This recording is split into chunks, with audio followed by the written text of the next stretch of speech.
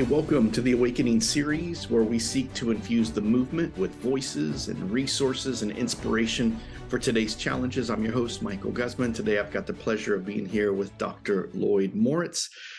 Lloyd and I have worked together in the past through the Pacific Coast Collective, as he was regional pastor of the PNA, the Association Pacific Northwest, and then as I was doing Central California regional ministry work. And so we got many a years together.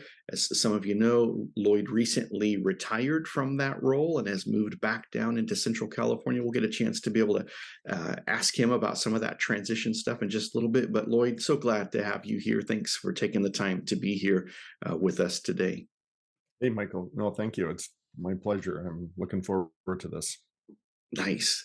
Well, hey, Lloyd, I know that probably most of our pastors and leaders that are going to be watching this for Oregon and Southwest Washington know you because you've been, a staple on the West Coast for many years now. But just in case there are some people that don't, I'd like to go just back a little bit. Like, give us just a brief history, like your ministry history that kind of leads to, you being the regional pastor in the Pacific Northwest, and then even in kind of to the retirement. We can at least touch on that right there. Sure. Well, how do I give my biography, autobiography in a short period of time? Just briefly. I mean, I've been involved in Church of God ministry. In fact, I'm third generation Church of God, so I'm Nice. steeped in the Church of God quite deeply. Come from Canada originally.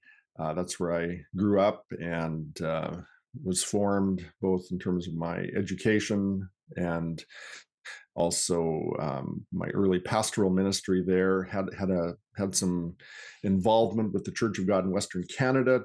Had basically the regional pastor role there. Nice. At a very young age, and there's a whole story that could go with that, which we won't get into this today. But then eventually just did some church planting there in Canada, but just as things were unfolding, as looking for the next stage of where God was leading me, ended up in Hanford, California, which was quite a big move and change for our family. And from Hanford, pastored there for several years, and then because of my extensive involvement and history with working at the district level, even in Central California, I wasn't the regional pastor, but I was involved I was the chair of the assembly and quite actively involved in district work.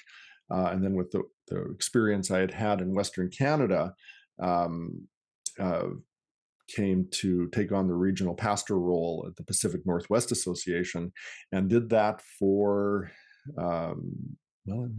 just like 15 and a half years officially. And then they contracted me out a little bit past that as well. But so I was doing that for a big portion of my ministry, especially most recently, has been working at the regional pastor level. So in a nutshell, that's kind of what I've been up to.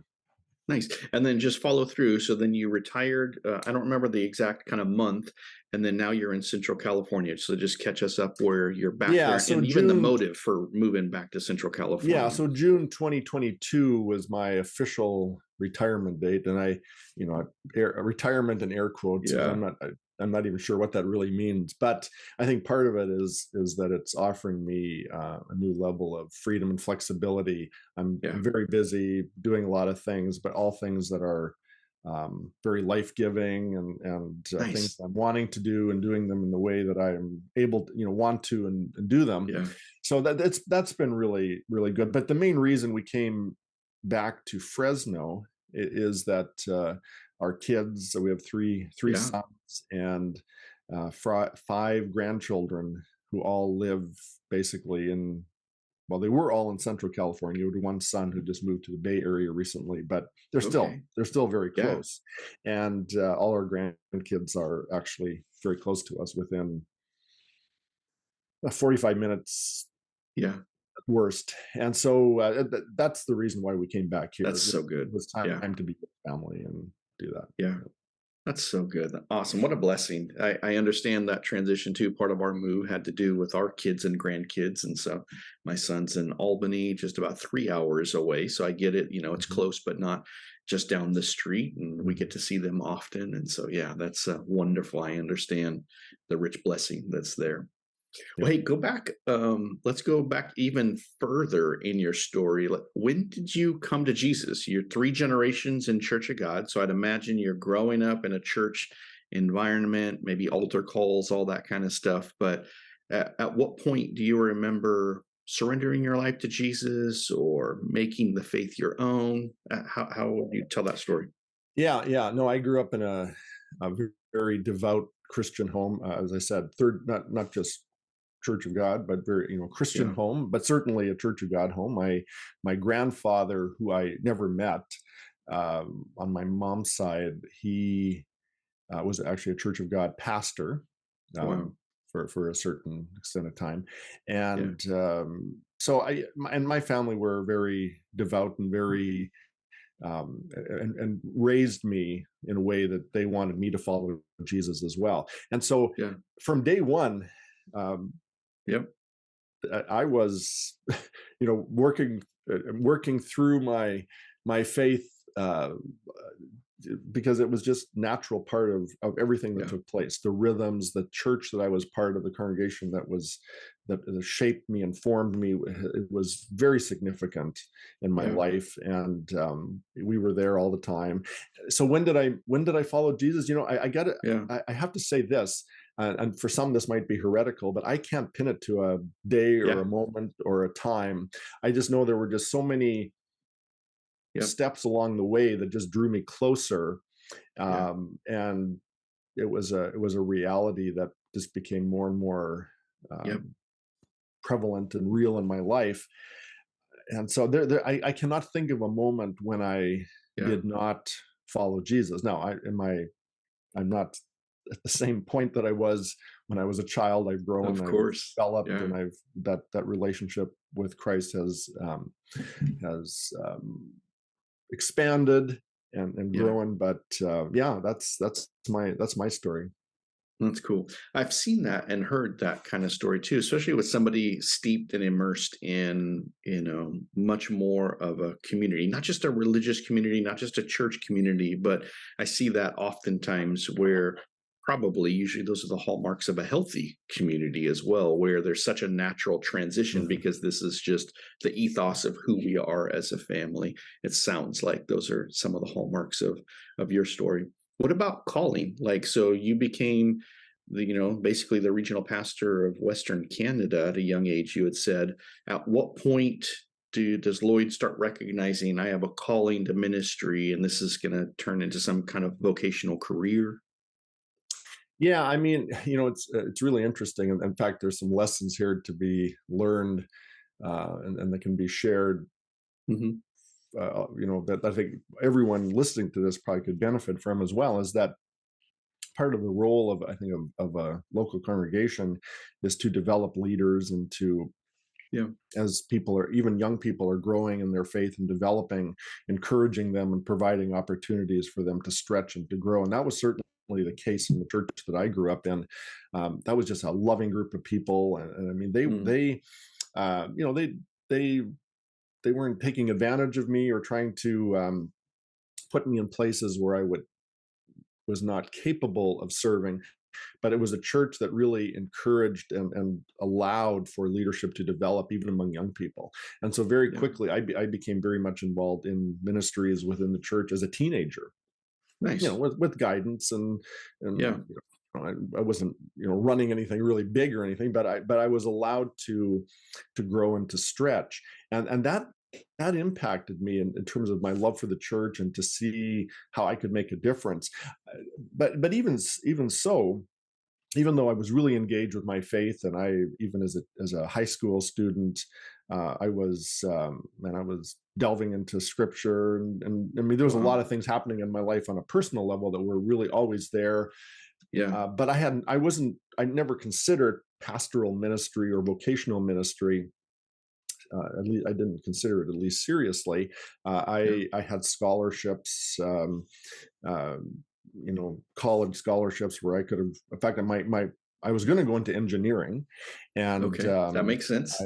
I was, that just how I was wired, and I Yeah. excelled in high school. I had lots of opportunities ahead of me, but I went to Bible college for a year. Thought, no, I'm going to just, Nice. even though I didn't use the term back then, a gap year kind of Yeah. thing. I'm going to just prepare myself spiritually and get some good foundations in my life biblically, and so forth.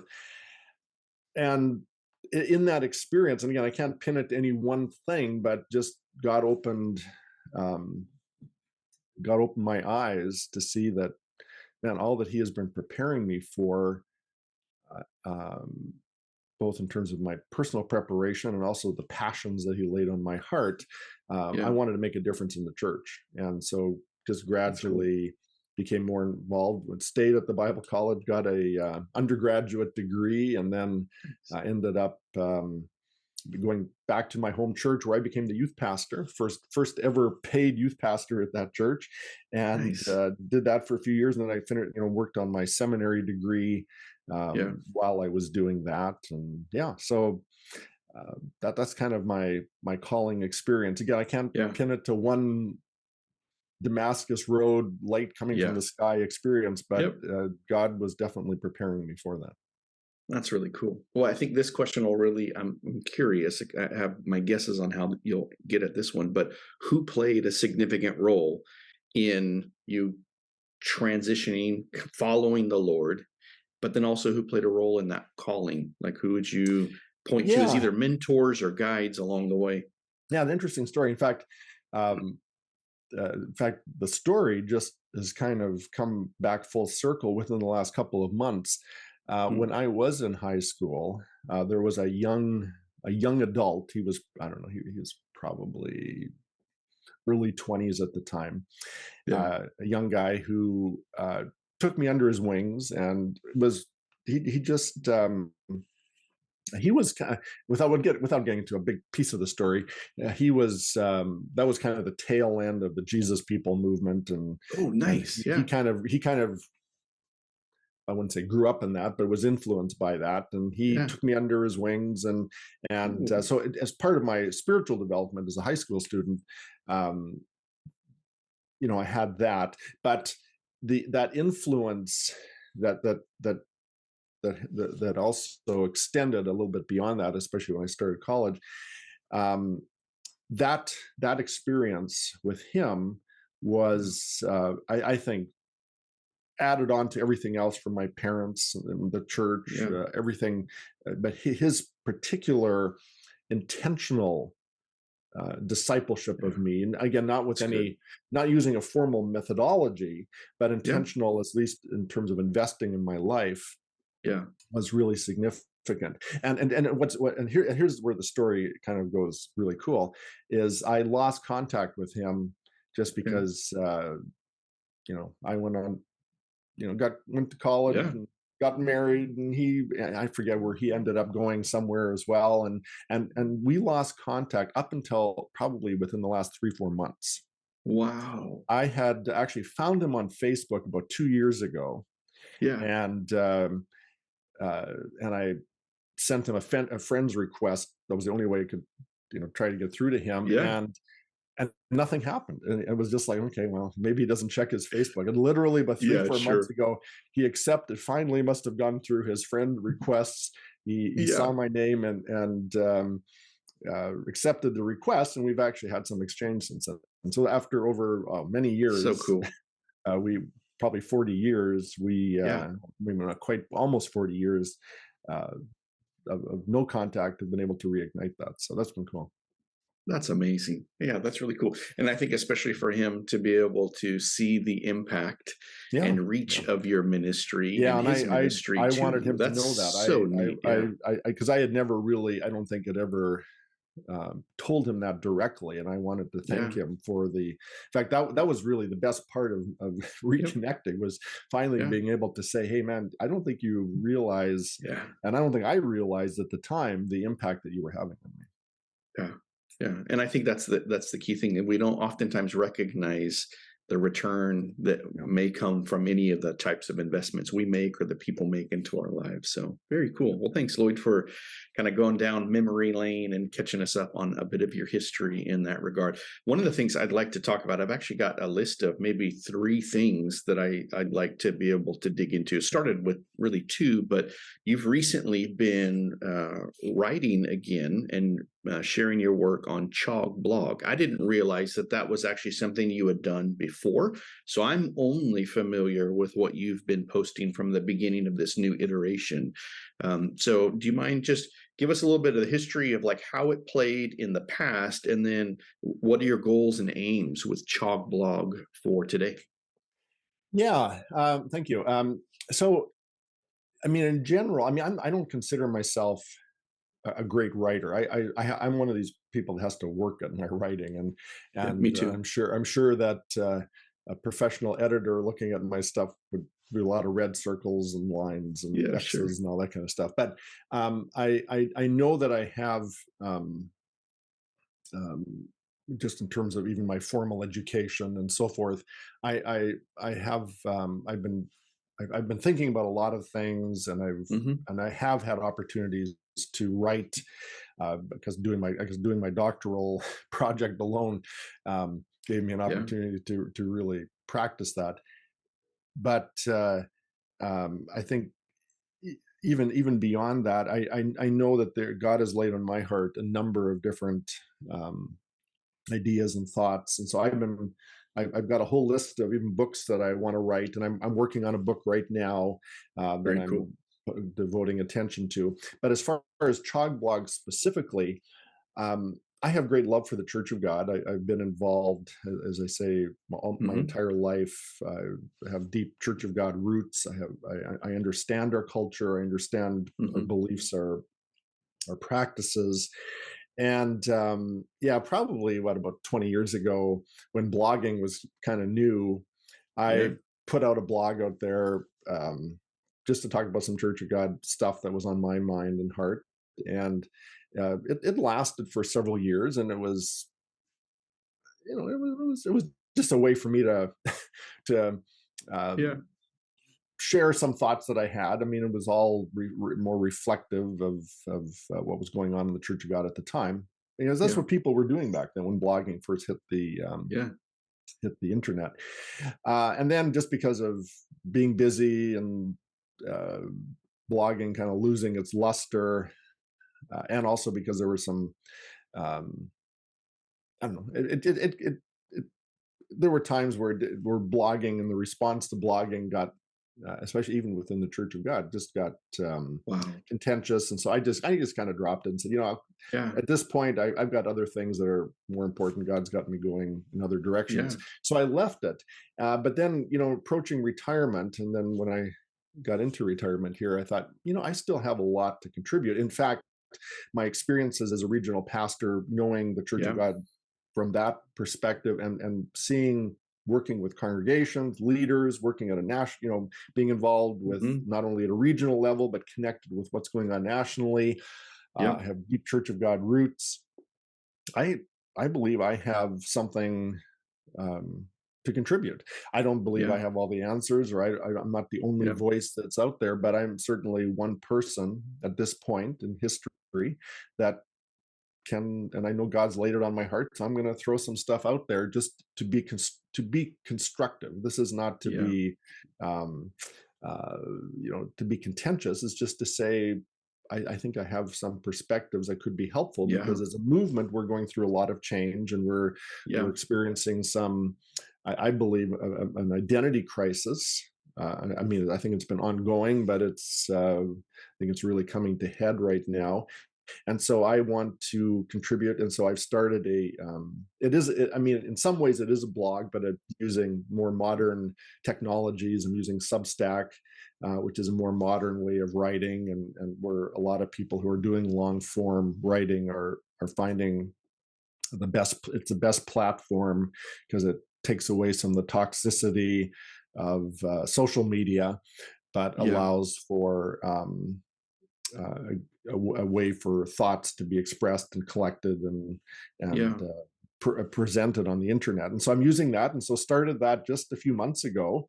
And Yeah. I was surprised. It was one of those things where it was like, wow, when I put it out there and said I'm doing this, suddenly I'm getting hundreds of people who are signing up for it and saying, yeah, Excellent. I want to follow along and see what you're doing. And so it's been fun to know that there are people that are actually reading it and engaged with the thoughts that are out there. So yeah, that's kind of what I've been doing with ChoG Blog. That's really cool. Well, you've already hit on identity. That's a key theme that you have addressed a couple of times, and I know through the writing you've said that you're going to continue to return back to. Right. You've touched on CHOG Affirm, and I think because of the Substack, that allows you a paywall to be able to have access for kind of people who are committed to the idea. They're willing to put forth some dollars in order to be able to get access to that. But then you've also recently I can't think of the official term, the task force on well, the Justice and Equity Task Force. There you go. Yeah. Thank you. Yeah. Couldn't so remember a whole its range. official Yeah. name. So I'll cover whatever, if there are things that are going on out there, I will offer my perspectives on them. And it's not just because I mean, I'm sure there's people that probably got way better ideas than I do, but I don't see anyone well, I shouldn't say anyone, but there's very few people within the Church of God that are engaging on some of these issues. So if I can be one voice, I'd love to see more voices out there as well. But we need to be talking about some of this stuff. And that's what I'm really trying to encourage. Very cool. So how can somebody jump on, let's say they're here for the first time, what would be the best way for them to engage with just go CHOG to Blog? CHOG Blog, as it sounds, chogblog.com, and that will take you directly to the Substack page. And there's you'll see within Substack, there's a free tier and there's a paid tier. The whole purpose of the paid tier, just so there's no misunderstanding. Good. This will be good. I was going to ask you. I'm not getting rich off of it by any stretch of the imagination. It's although it's like everyone, we all need funds, and it helps. It pays for my time, but that's about it. In fact, it probably doesn't pay for my time, but it just I'll be able to take my wife out for dinner a few times. Let's put it that way. But the point of it is that the whole purpose with the paid tier is that it allows people who are really wanting to engage. It gives them the right then so you can't comment, for example, unless you're part of the paid tier.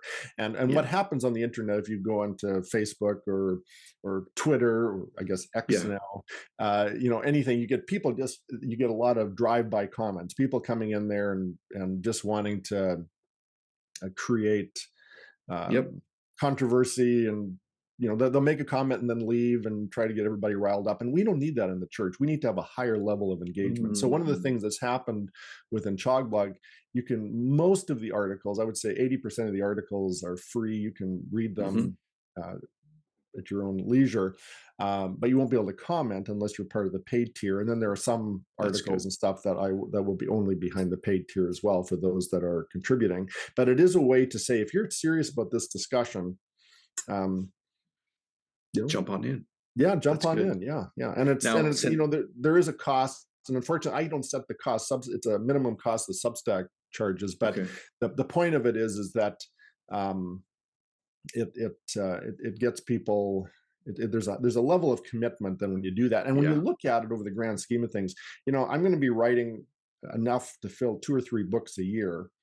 If you're going to buy books, you're going to pay probably something like that anyways. So it's a matter of, it's important to you. If you don't want to pay for it, that's fine. But if it is something you want to do, you're more than welcome to jump in. I'd love to hear some of your thoughts on anything that I'm writing, and you can disagree, agree, or whatever. Yeah, great. Well, good. I want to encourage anybody watching this, jump on, at least get into that free version, and then consider jumping into the paid version to be able to have a comment. Because what I like that you're doing there, Lloyd, is just creating the context for the conversation. So I love that. So well done. Well, hey, let me transition from CHOG Blog there into transformation communities and decentralized church. I'm going to lay them out kind of both at the same time frame, because I have a feeling maybe we'll talk about them potentially simultaneously. So just a little context for everybody else. You and I have had So I invited you to be a guest speaker in Central California for one of our annual conferences. And so you gave a 5-part series on decentralized church. This has been really the key thrust of your doctorate. So you spoke to our congregations there about decentralized church. And I know you can't bring 5 teachings. And then even the subsequent, we walked through, I think, 12 weeks worth of follow-up discussions with those that were interested in talking it through more and asking their questions. So I mean, we had multiple hours of that. So I'd like to get that out there contextually, just that's kind of some of our past history. But then transformation communities, in a way, you can correct this if I'm wrong, looking at it from the outside in, is really like a working example of decentralized church that was birthed in the Pacific Northwest region, but has now grown beyond all of that. So jump in, give people kind of maybe a working definition of decentralized church, and then how that has led to transformation communities. Right. So one of the So I'll talk about transformation communities probably a little bit later, but just Okay. because it'll kind of tie in or tie up some of the loose ends here. But yeah, Good. my interest has been for many years, even when I was a church planter, and saying that we have to find new and better models for church within our current age. So I'm just going to make a general statement, and then I'll kind of work from that. I believe that the church today and churches, congregational ministry is facing a number of challenges. Yeah. Some of them are certainly theological and so forth, but on a strategic level, I think there are 2 main issues that we have to deal with. And one of them is sustainability, and the second is mission.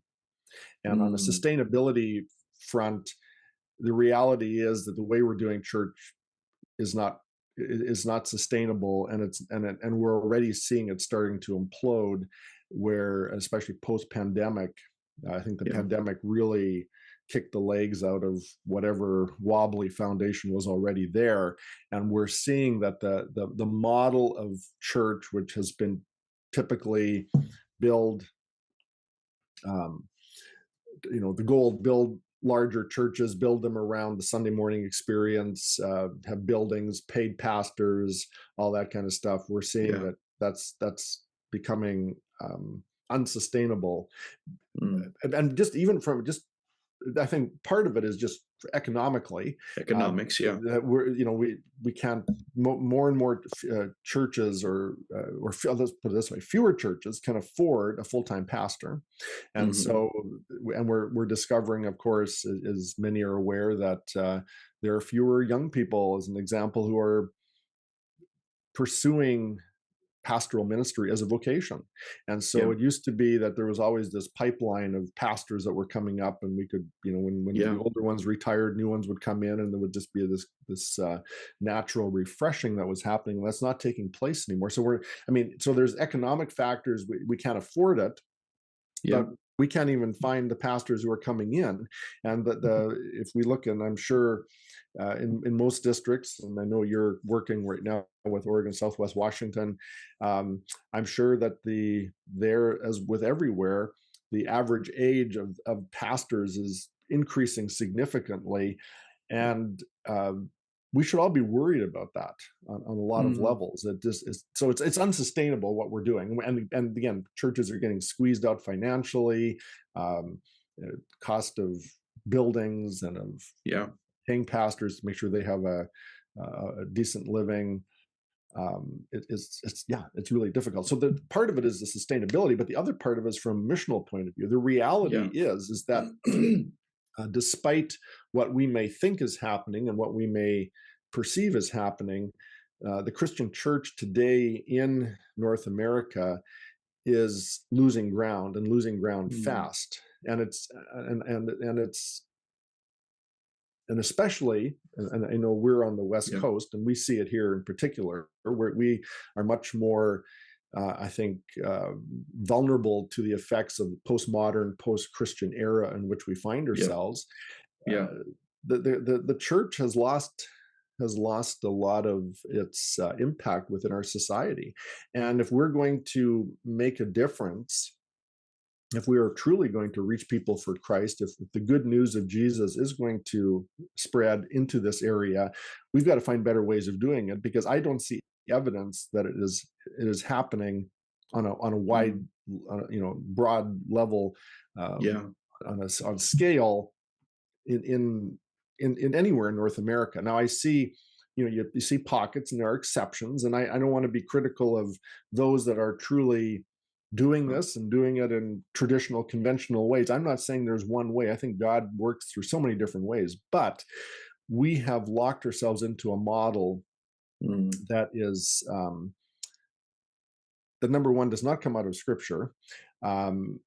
So, if we're trying to justify it, say, well, this is the only way you can do it, I don't believe that. I think we have to be open to allowing God to to develop models that are appropriate to the culture in which we find ourselves. And we're at a place right now, a crossroads within our world, where we have to develop new models, not just for the economic sustainability, but even to reach this generation that is turning away very quickly. Not only turning away, many of them are growing up, they've never had any exposure or connections with the church at all. How do we proclaim the good news of Jesus to that generation? And our current models are not doing it.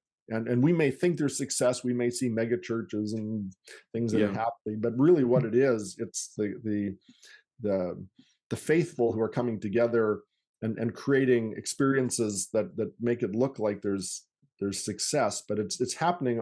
It's happening because we have small churches. Thousands of small churches are closing every year in America, and typically Christians are moving into larger churches, and so we may be deluded into believing that we're having success because we're seeing big churches being built and all this kind of stuff. But I don't believe that we're, as far as making a dent into our culture, that it's happening. So that's the backstory to say we've got to look at things differently. And I think there are models that both come out of the New Testament, and if we look at it historically, we can see that we can learn from revival movements and from movements of the church that have made impact within their cultures, and say, hey, there's probably some lessons we can learn today for this time in the 21st century that that can benefit us as we work to extend the kingdom today. That's awesome. So that's kind of where my passion comes out of, is saying we've got to do things differently. And so I've been on this journey for last decade or more, probably probably 30 years starting, to say we've got to find new ways of tackling this. That's good. Okay. So sustainability and mission, and identifying decentralized church as a way to be able to have a different way forward. Unpack that then. How, out of that 30 years, how can decentralized models help us with sustainability and mission? Yeah, well, yeah, exactly. So because we've been using a centralized model, the centralization comes into, let's build a large congregation, and typically it's best expressed through the Sunday morning gathering, which typically is how our churches are formed, is around that. And then we might have small groups or things that break off onto that. But in order to sustain this congregation that meets together centrally, takes a lot of infrastructure. So it requires facilities. So we either have to buy a building or we have to be renting facilities. We got to find ways to deal with that. And then to the span of care that's required for that congregation, especially as it grows, becomes large. So we need staff and administration, and we need all these things in place in order to take care of not only the people, but all the programs that we're running, and make sure the building is kept up to date and clean and maintained, and all the things that go along with that. And so we create all these large structures. And again, if we had unlimited money and we had a pipeline of leaders coming in that could take care of this, I guess we could keep doing it just on a sustainability level. From a missional point of view, I'm not convinced that it's that's working, but just from a sustainability point of view.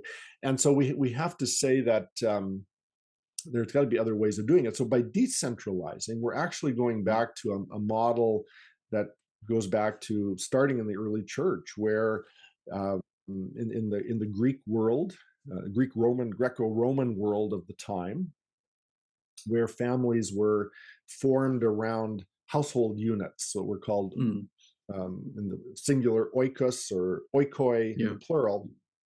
And these household units, they didn't have like nuclear families like we do, in the sense of a mother, a father, and 2.3 kids living in a house by themselves. You would typically live in community with a group of people, and it was in that environment that the church took off, because as the gospel was spread from city to city under the ministry of Paul and others who followed, they would make connections with these household units. And so when conversion took place, it usually took place at a household level, and they already had a church in place because they already had a community in place, and these churches were formed in these households, these oikoi. And so now we don't live in the Greco-Roman world of 2,000 years ago, so it's not like we can just have everybody move into different housing. So it's not like we can adapt that perfectly, but there's lessons we can learn from that. And we can say the church grew at that time because it was nimble. It didn't have a lot of they were relying on existing infrastructures. They weren't trying to create new and sustainable structures. They were just working with what was there. And even in terms of leadership, they had leadership already structured within their households that just naturally transitioned over to the church. And I think there's a lot we can learn from that, is to say, what if we were to create smaller units of church life that didn't require the heavy financial burden, partly because we can do it, and we can meet wherever. We don't have to buy a building, and we don't have to hire a full-time pastor. We can utilize the gifts that God has given us within our congregations and create new forms of community on a smaller scale. But then the key is, and I think, two differentiators, because I think as people listen to this, they're going, "Oh, well, you're just talking about house churches," and I'm saying, no, I'm not talking about house churches, and I'm also saying where the effectiveness of this comes in is when they're linked together, when they're networked together. Okay, good. So those would be the two distinctives, but that's kind of, I don't know if that helps, but that's just kind of an overview of how we move toward decentralization. That's good. Okay. No, I think that paints a good picture of decentralization. I know we're talking in broad brushstrokes, and I appreciate the context that you're providing there. Trying to think from somebody else hearing this, if there's any other questions I'd like, and there's a gazillion questions we can go to, but I'm trying to figure out, just for a foundational purpose. Well, let me jump in while you're thinking of that. So let me address the two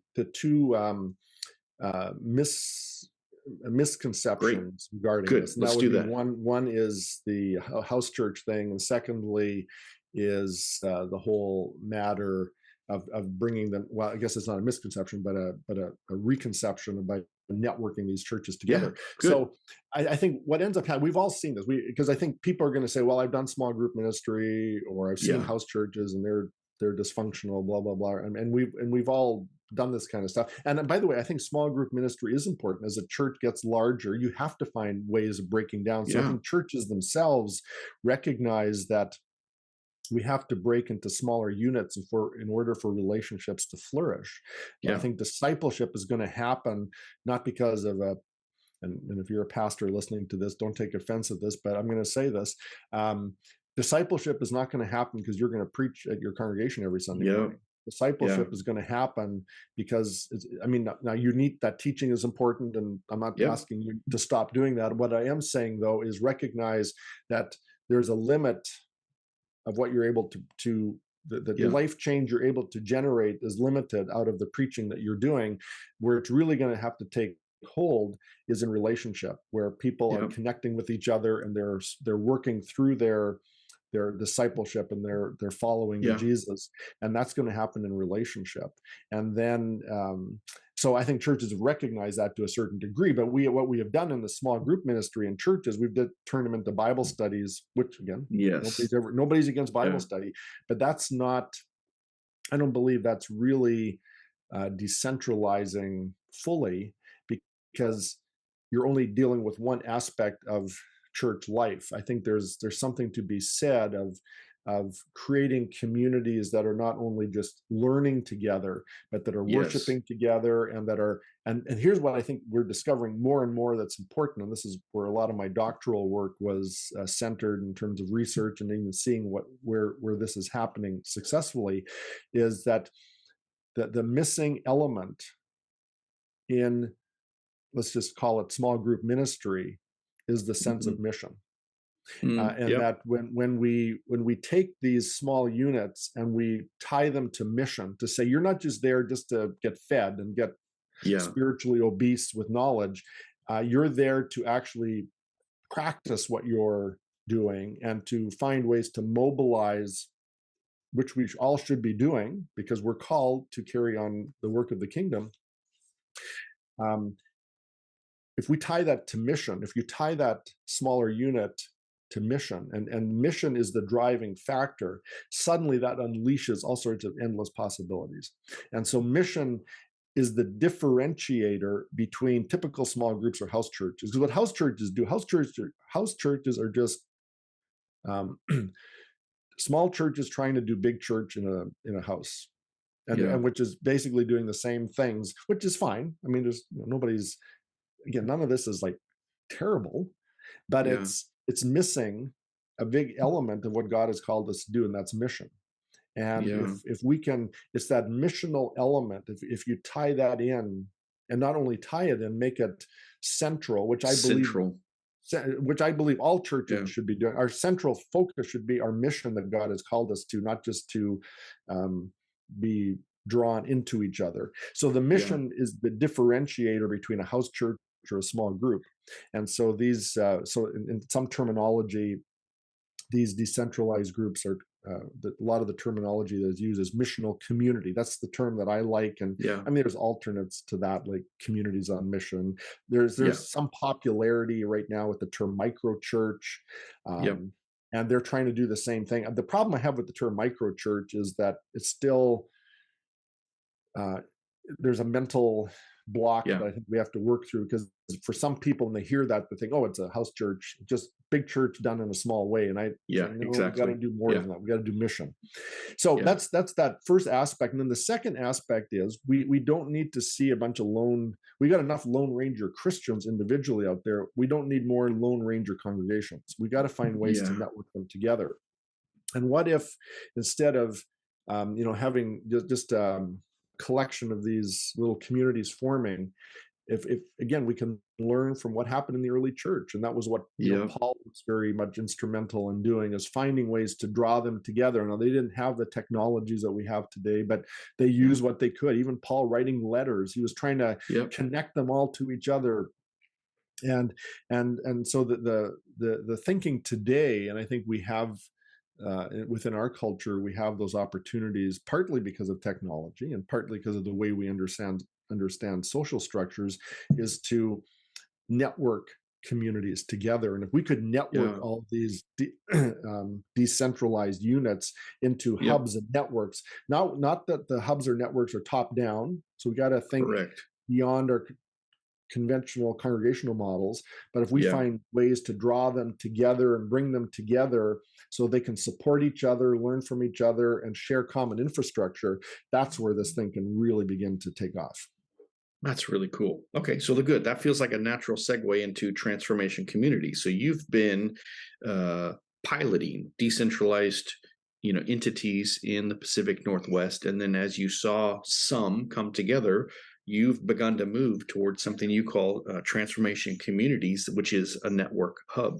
Speak to that. Tell us maybe a little bit about like what led to that, how that's come together. Right. So probably about 10 years ago, we started developing missional communities up in the Pacific Hmm. Northwest, in the Pacific Northwest Association. And learning, and we made mistakes, and we, there's, whenever you're trying new things, you're always trying to figure stuff out, and we had successes, and we've had less than successes, but we've learned, and that's okay. We're saying, hey, we're open. God, teach us, show us how to work through this stuff. And so the lessons we've learned have really helped us. But as we've done this, we've realized that one of the mistakes we made when we were creating these communities is that we were just doing what I said earlier we shouldn't do, is just sending them off and doing their own thing, and not drawing them together. And if we could redo what we did, we would have started with a hub, a network right from the very beginning. We didn't do that, and now we're going back and saying, okay, well, can't go back in the past, but we're going to go forward, and we're going to do this. And so basically what we're doing now is saying that instead of having a community in this city, a community in that city, and each one's doing their own thing, and we'll wave at each other, and we'll Sure. we'll talk to each other once in a while. We're actually have come together. We've drawn these communities together, and we're now saying we're one church. We're almost, and I'll use the parallel of a multi-site megachurch. So a megachurch goes and they have a big church, and then they do satellite locations, but then they broadcast on video, and they say, well, our main campus is here, but we're going to have a campus in this town or in this neighborhood. And some of these multi-site churches are large, and they're all over the country or the world. We're doing the same thing, but we're just not doing it with conventional model or with video broadcast. We're doing it by saying we're one church. Doesn't matter if you're in Yakima, Washington, or Coeur d'Alene, Idaho, or my wife and I are working to develop one of these in Fresno, California. Wherever it is, we're part of the one same congregation. It's spread all over the place, but we're one congregation. And so technically, Transformation Communities is a Church of God congregation that is if you look in the Church of God yearbook or on Atlas, you'll see that we're listed there, credentialed within the Pacific Northwest Association. But we're one church, one congregation, but with a number of locations, and with a lot of locations that in the future that we're exploring. In fact, we have several. We have a couple of communities that are fully fledged, functioning missional communities, but we have several that are in development, and we're in conversations. I've had, even literally within the last week, conversations with people who are exploring being part of our hub. And we've got people that are all over the place, even in other parts of the United States, Canada, that are saying, hey, we could benefit from being part of this hub. We would see this as we're not just going to do our own thing. We're going to live out what it means to be part of the body of Christ. We're going to be connected to each other. And so there's a connection. And so what the hub does, the hub provides coaching, we provide resources, we bring them together on regular calls so they can be talking to each other and praying for each other and supporting each other. We provide so we do all the logistical things, everything from being one congregation. We have central bookkeeping, so each of them don't have to go out and do their own accounting. It's all done centrally. We have one insurance policy that covers them all. Nice. So basically, if you're wanting to start a community on mission where you can do that. You don't have to go through all the hoops of, I got to go to 501c3 and I've got to go through all those hoops. You plug into us. We provide some accountability as well, and just all the things that you would expect within a healthy, functioning church, just done on a different scale. And so, Transformation Communities is very cool. Is something. It's in formation, and it's legally established, but it's still evolving, and we're excited to see where God takes it. That's so good. I love to hear it. I love to hear, one, just the evolutionary process you guys have taken to get where you are, the lessons that you've learned, but also what feels like is the growth curve that you're about ready to hit as more people are looking to get involved. So let me just make sure that I'm clear. So these churches wouldn't need to be in the Pacific Northwest Association or geographic region. They could be in Oregon, Southwest Washington. They could be in Tennessee. They could be outside of the U.S. potentially. I'm sure you've got some legal ramifications around how it that gets a little more network comes complicated together. internationally, but we are exploring what that would look like. Absolutely, because Wonderful. we've had connections and inquiries from those places. Yeah. And then the benefits are this connectivity back to this one church in multiple locations. And then a lot of your overhead is not taken care of. I don't mean that like just somebody is just doing that, but there's some cost saving benefits, there's some time saving benefits to it, so that you can focus on the mission that that particular community is centered on. Man, that's beautiful. Now, I would imagine there's some kind of requirements. Maybe outline some of that. Like, what would be required for a community to join the hub? Right. So, in fact, this is something we've just, in fact, our board has just, so we have a board. So, we've got accountable leadership structures and stuff. So this is, we're not just flying out there by the seat of our pants. We're developing this in a responsible manner. But our board has just recently approved. We're going to be implementing it actually within the next couple of months. Okay. Is our board has approved a set of covenant agreements that we're going to use as the language to engage these relationships. So the two levels of covenant agreements. One is with communities that are fully formed, and we have ways of defining whether you are a fully formed community. And then we have communities that are in development. So even my wife and I, who are here, in Fresno, we don't have a fully formed community yet, but we're in development, and we're saying, hey, we want to be part of this hub, and we want to take advantage of the connection, even though we don't have a fully formed community yet, but we're going to do it within a defined relationship. So these covenant agreements are covenants in the sense of not just what is expected of the individuals or communities involved, but even from the Transformation Communities Hub, what we're committing, what we're going to do to help you in your process. So if you're part of us, then there's certain things we're asking of you. So, just simple things like even your leadership, stay connected with us. And if you're not meeting with us on a regular basis, if you just want to do your own thing, well, don't connect with us. Like, if you want to be part of the hub, be part of the hub. Don't just do your own thing. So there are requirements that we're asking for the communities to do, but we're also saying that if you're then are part of us, then we're committing to do this. And part of it will be things like the financial, we'll help you take care of the financial stuff, or we'll provide coaching, and we'll have resources. I mean, just various things that we're defining. We want to make sure that we're clear, and so there's accountability. So that, because I know one of the fears that people have with decentralization, well, what if you get somebody that's out there and they're doing crazy stuff? Well, you don't have to have a decentralized church for people to do crazy stuff. That's true. You can have crazy stuff happening in your existing model congregations as well. But no, we're thinking that through, and I'm sure we'll tweak it and modify it as we go along. But we've definitely developed some defined, very cool means of implementing this.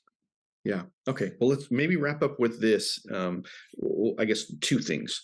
Tell us, for somebody's who's listening, their interest is piqued in understanding this. What kind of fruit are you seeing in any of the communities? That might be a good way to land. And then I'd like to just make sure people know how to be able to connect if they want to talk with you more about this, ask some more questions, or maybe they're really ripe to be able to jump into the hub and want to explore those two different levels you talked about. Yeah. And so I think, you talk about fruit. And I think this is where one of the big things that we are really big on is telling stories. That we believe that, so when we get our leaders together, it's sharing stories. And sometimes it's just sharing the hardships as well. Sometimes ministry is hard. And sometimes even in this ministry, it can be discouraging and frustrating. So we help each other through that. But we also tell the stories of where we see God at work, and where we see breakthrough, and where we see the kingdom really taking shape. And so, I mean, man, if we had time, we could tell some specific stories, but just little things of say our community up in Coeur d'Alene, Idaho. Yeah. that is led by Andrew and Don Stinson, where they have, and Coeur d'Alene, Idaho is a very conservative and well-churched area. In fact, Yeah. when this whole thing was explored, it was like, why would you go to Coeur d'Alene? There's like, you shake a tree and church people will fall out of it. I mean, it's it's extensive, but what they're doing and what they've discovered is that there is a whole group of a large segment of the population there that just don't fit into Interesting. not Yeah. only basically the norm of society there, and that are not fitting into the existing churches that are all basically doing the same thing, competing for the Okay. same slice of the Yeah. pie. There's people out there that are spiritually open, but they've either given up on God. They don't find that the church is providing anything meaningful to them.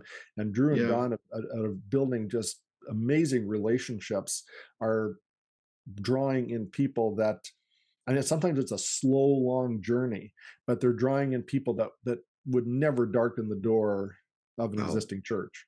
And to see their Wonderful. community just grow and flourish and be loving and caring, and it's just such a beautiful group, such a beautiful group and a beautiful ministry that is taking place there. But it's happening in such unconventional ways that if you're not looking for it, you might not see it. But it is Very cool. so. I mean, it's through the telling of stories, and so one of the Yeah. things I know we're wrapping up here, but just again, the key point: every one of these communities needs to define its mission for its place. Yeah. Yeah. And we've got we have one community in development right now that their focus is on reaching the people that are moving into an area where housing is limited, where there's a lot of homelessness because of the shortage of housing, and people that are moving into a community and they have no roots, nothing to hold them Yeah. together, and Yeah. they're seeing their ministry is to reaching that group of people. So Very by cool. defining your ministry, you define your church, you define what God is wanting you to do, and there's amazing power in that. So Wow. yeah, there's a lot of great Love stories it. that are happening.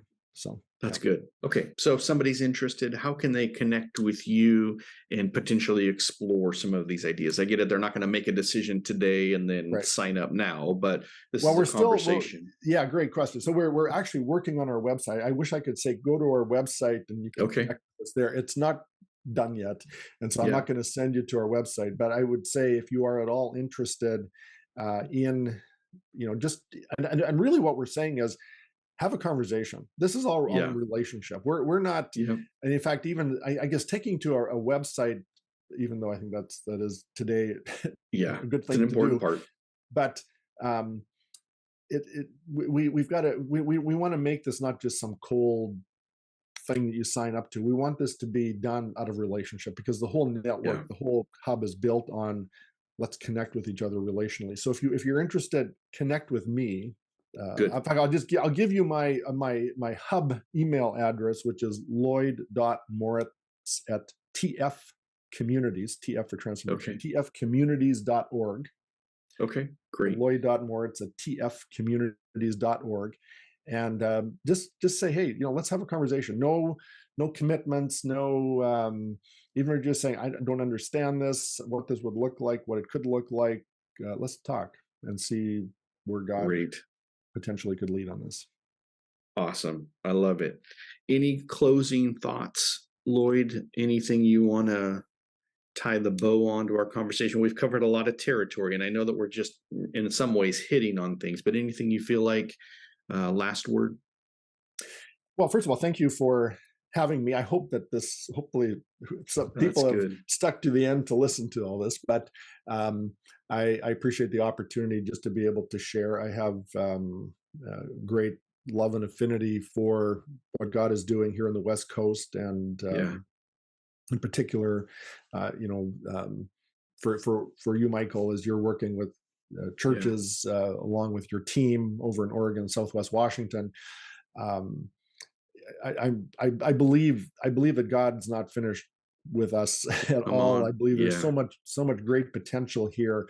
Are we willing to seize the opportunity that is before us. Good. Let's not be paralyzed by what we see as the hindrances that we face, and there are many obstacles that are in front of us. But I think God's wanting to do a new thing, and if I can, and that's part of where my passion is. Whether it's through ChoG Blog, trying to encourage the church at a larger level to look things differently, or more strategically at a congregational level. If I think there are some new paradigms, new wineskins that we can explore. And I want to encourage anybody listening to this that maybe has given up or is discouraged. Let's talk. Let's find ways to see where God might want to be doing something new in your life and ministry.